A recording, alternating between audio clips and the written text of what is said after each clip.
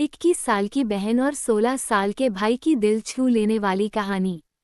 निशा अपने बिस्तर पर लेटी हुई थी। सफाई करने के बाद वह काफी थक गई थी। गर्मियों की छुट्टियां शुरू हो चुकी थी और निशा जो 21 साल की थी कॉलेज के दूसरे साल में पढ़ रही थी। उसकी मम्मी घर का सारा काम उसके ऊपर छोड़कर चली गई थी। कामवाली भी छुट्टी पर थी और निशा को घर के काम करना बिल्कुल पसंद नहीं था। वो अपने जीके एट कॉलेज सिर की मालिश करते हुए आराम करने की कोशिश कर रही थी। तभी उसके छोटे भाई आकाश की आवाज़ सुनाई दी। आकाश कमरे में आकर बोला, क्या हुआ दीदी, तबीयत ठीक है? निशा ने थकी हुई आवाज़ में कहा, मम्मी सारा काम मुझ पर छोड़कर चली जाती हैं। छुट्टियाँ क्या हुई, पूरा घर मेरे जिम्मे आ गया।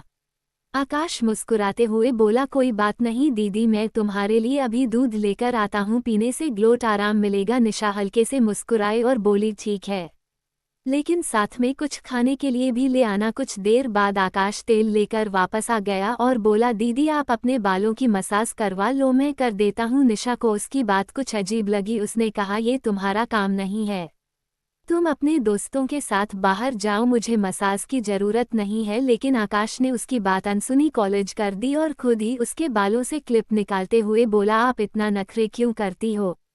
निशा ने हल्का सा चौंक कर कहा, आकाश ये क्या कर रहे हो? मैं ठीक हूँ, मुझे मसाज की जरूरत नहीं है। आकाश ने फिर से मुस्कुराते हुए कहा, दीदी आपको आराम की जरूरत है, आप हमेशा खुद ही सब काम करती रहती हो, थोड़ा आराम करो, मैं तुम्हें मसाज करके रिलैक्स करवा दूंगा। निशा कुछ कहने ही वाली थी कि तभी बाहर से किसी के दरवाजे पर दस्तक देने की आवाज आए। आकाश ने तुरंत कहा, मैं देखता हूँ कौन है। आकाश दरवाजा खोलने चला गया और निशा ने राहत की सांस ली। वो सोचने लगी कि आकाश जब से बड़ा हुआ है उसकी हरकतें भी कुछ बदल गई हैं। वो अब हर वक्त उसका ध्यान रखने की कोशिश करता है, जो उसे कभी कभी अजीब लगता है। दरवाजे पर निशा की जी कॉलेज दोस्त रिया खड़ी थी। वो अंदर आते ही बोली, अरे निशा, तुम आज इतनी थकी हुई क्यों लग रही हो? निशा ने थकी हुई मुस्कान के साथ कहा, बस घर के कामों ने थका दिया है, मम्मी छुट्टी पर हैं और घर की सारी जिम्मेदारी मुझ पर है। रिया ने हंसते हुए कहा, तुम तो वैसे भी किसी से मदद नहीं लेती, सब कुछ खुद ही करने की कोशिश करती हो। चलो आज मैं तुम्हारे साथ कुछ समय बिताती हूँ, हम दोनों मिलकर कुछ अच्छा खा पी लेंगे और आराम करेंगे। निशा ने थोड़ी राहत महसूस करते हुए कहा, तुम्हारे साथ समय बिताने से शायद मैं वाकई में थोड़ा बेहतर महसूस करूंगी। आकाश भी वापस आकर मुस्कुराते हुए बोला, चाय भी बन गई है, तुम दोनों आराम से बैठकर पी लो।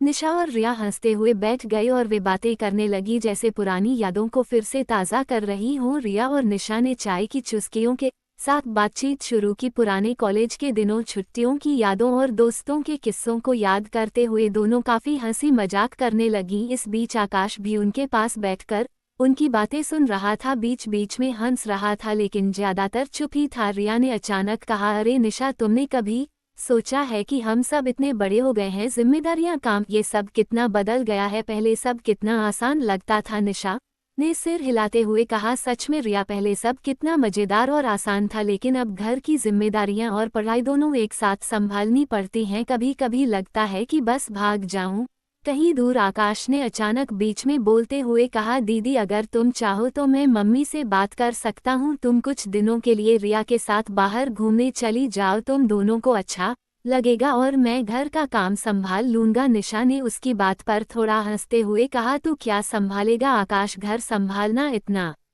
आसान नहीं है जितना तुझे लगता है, और वैसे भी ये जिम्मेदारी अब मेरी है। रिया ने मजाक करते हुए कहा, अरे निशा, कभी कभी आकाश को भी मौका देना चाहिए, तुम उसे हमेशा छोटा समझती हो, लेकिन अब वो बड़ा हो गया है, उसे भी जिम्मेदारी का अनुभव करने दो। आकाश ने तुरंत कहा, बिल्कुल, मैं सब कुछ संभाल लूंगा दीदी, तुम बस आराम करो या कहीं घूमने चली जाओ।